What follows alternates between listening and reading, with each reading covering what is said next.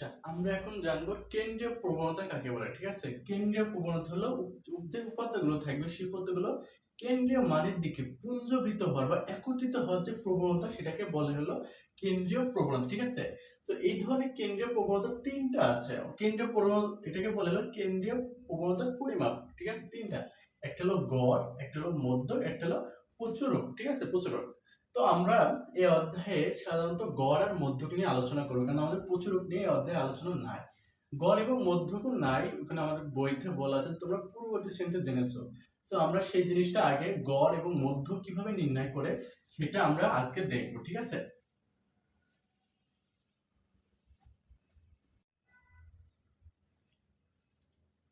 আচ্ছা, প্রথমে আমরা গড় নিয়ে আলোচনা করবো। ঠিক আছে, যদি উপাত্তগুলো অশ্রেণীকৃত হয়,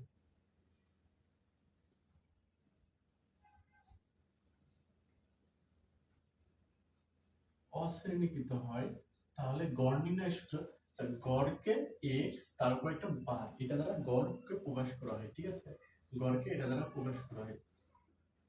তো এটার সঙ্গে যদি অশ্রেণীকৃত বা বিন্যস্ত বিন্যস্ত করতে হয়, সেক্ষেত্রে হবে summation of x by n. এখানে সামেশন অফ এক্সটা হলো তোমার যে উপাত্তগুলো থাকবে তাকে যোগফল। সামেশন অফ এক্স বলতে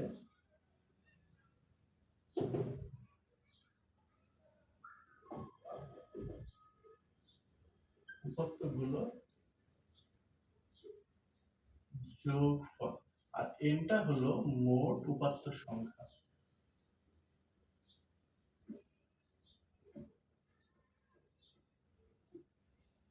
এটা হলো মোট উপাত্ত সংখ্যা। ঠিক আছে, আচ্ছা, আগে বলে দিই গড় সাধারণত দুইটা উপায় নির্ণয় করা যায়। একটা হলো সাধারণ নিয়ম, আর একটা আছে সংক্ষিপ্ত পদ্ধতি বা সহজ নিয়মে গড় নির্ণয়। ঠিক আছে, তো প্রথমে আমরা সাধারণ নিয়মটা দেখে নিই। তো এটা যখন অশ্রেণীকৃত বা বিন্যস্ত হয়ে থাকবে তখন উপাত্ত নির্ণয় গড় নির্ণয়ের সূত্র হলো এক্স বার সমান summation of x by n. আমরা একটা উদাহরণ দেখি।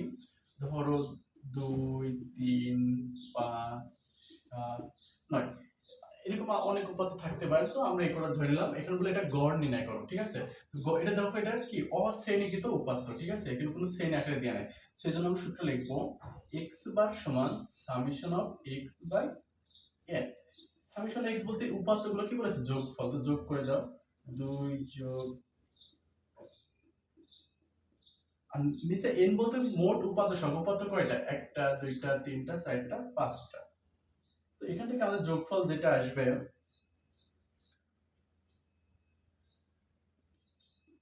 26/5, অর্থাৎ এটা আমাদের আসবে 5.2 সামথিং আসবে। ঠিক আছে, এটা আমাদের এখানকার গড়। বুঝা গেছে? যখন অশ্রেণীকৃত থাকবে তখন তোমরা এই সূত্রটা ইউজ করবে অশ্রেণীকৃত ক্ষেত্রে। এখন যদি শ্রেণীকৃত হয় সেক্ষেত্রে আমরা কি সূত্র ইউজ করবো সেটা আমরা দেখবো এখন।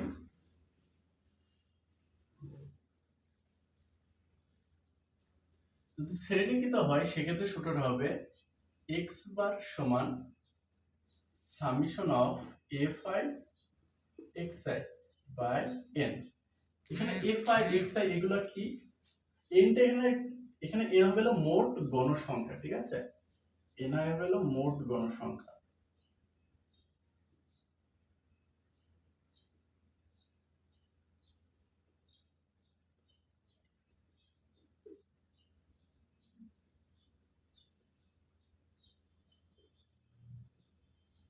আর এক্স আই হলো শ্রেণীর মধ্যবিন্দু।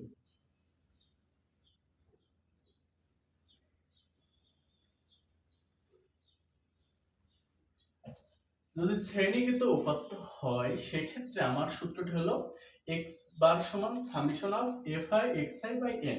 এখানে এফ আইটা হলো ওই শ্রেণীর গণসংখ্যা, এক্স আইটা হলো ওই শ্রেণীর মধ্যমান, তাকে গুণফলের যোগফল করলে আমরা summation of f i x I পেয়ে যাবো। আর এনটা হলো মোট গণসংখ্যা। ঠিক আছে, আমরা এটা তাহলে আমরা সারণীর মাধ্যমে এটা করব। ধরো এখানে শ্রেণী আছে,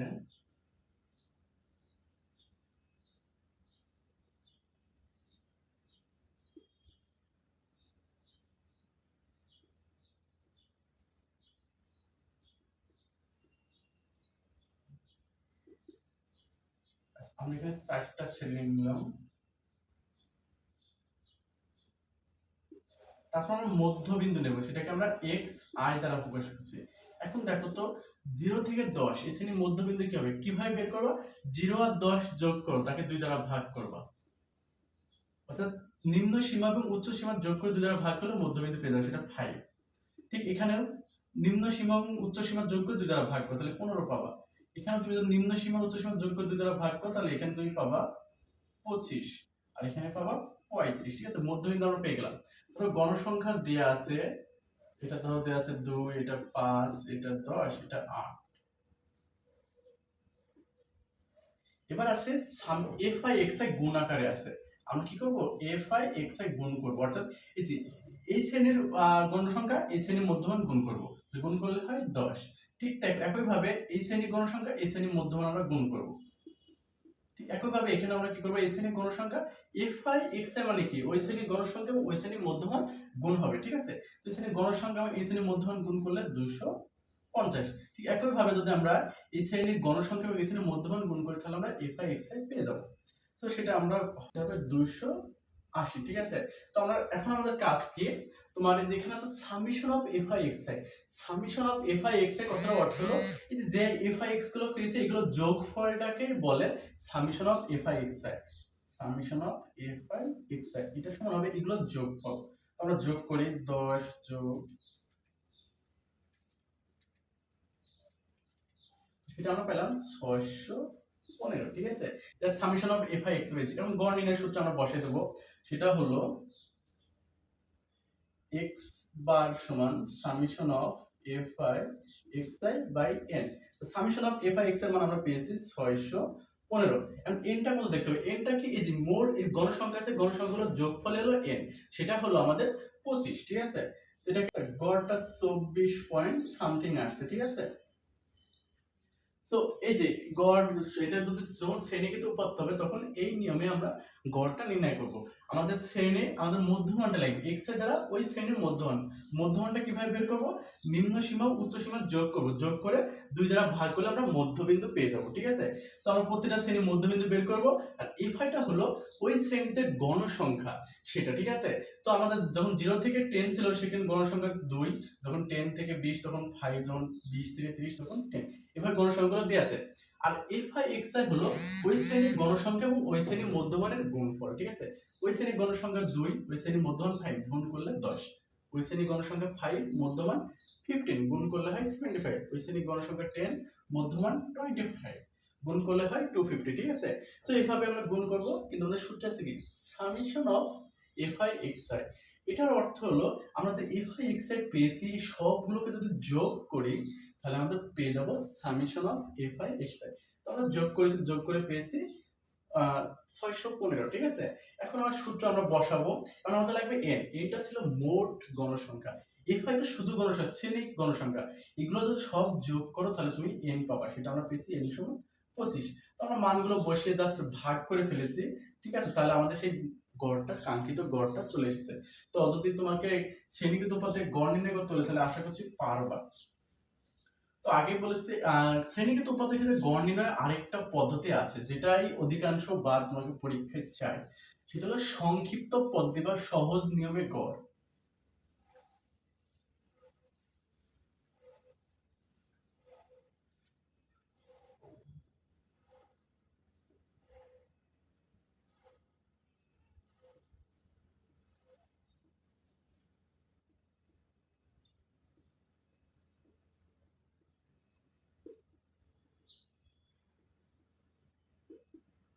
সংক্ষিপ্ত বা সহজ নিয়মে গড় নির্ণয় যদি কোথাও বলে, সেক্ষেত্রে আমাদের সূত্রটা হবে x বার সমান a plus summation of fi ui by n গুণিত h। তো এখানে আমাদের কোনটা দ্বারা কি প্রকাশ করে সেটা আমরা দেখব। আচ্ছা, এখানে fi দ্বারা গণসংখ্যা, n দ্বারা মোট গণসংখ্যা, আর এটা হলো আনুমানিক গড়, মানে আমরা একটা গড় ধরে নিব যেটা হতে পারে আনুমানিক গড়।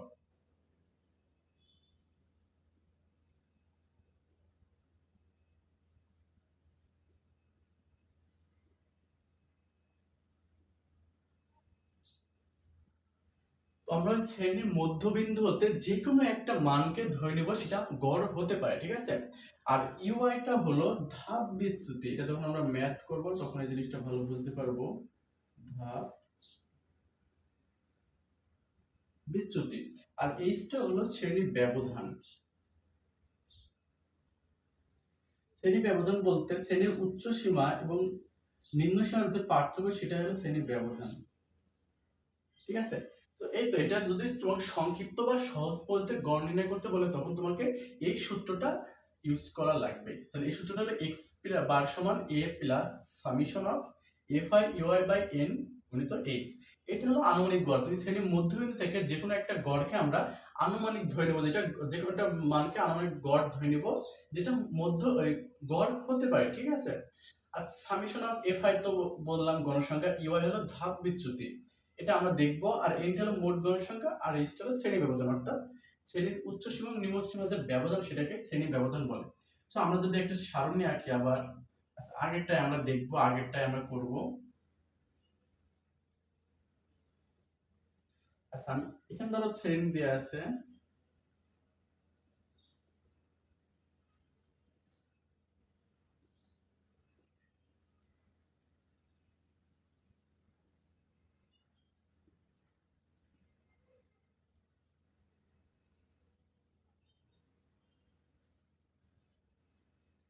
x এ কি ছিল মনে আছে আমাদের? আমরা কিন্তু x এ ছিল মধ্যবিন্দু, তো মধ্যবিন্দু আমরা বের করেছিলাম।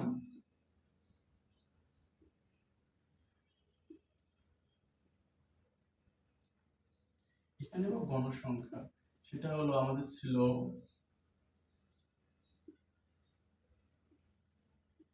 আচ্ছা।